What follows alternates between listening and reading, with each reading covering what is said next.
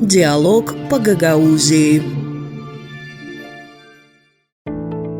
Поправки Конституции в 2003 году.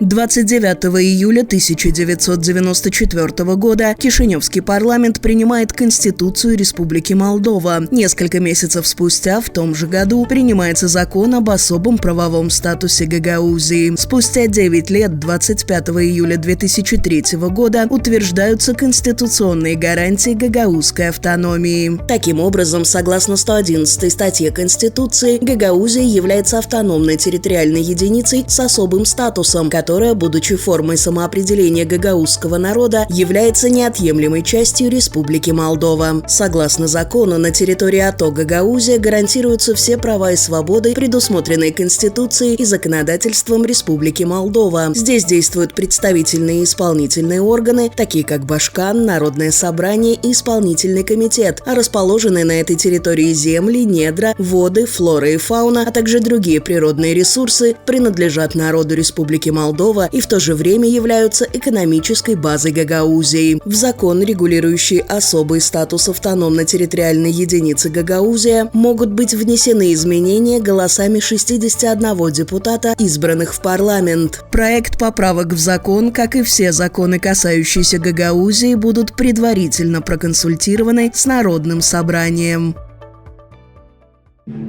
Диалог по Гагаузии.